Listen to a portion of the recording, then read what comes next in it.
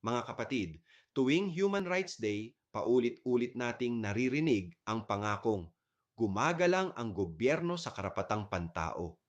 Pero kung totoo ito, bakit hanggang ngayon daan-daang pamilya ang naghihintay pa rin ng hustisya?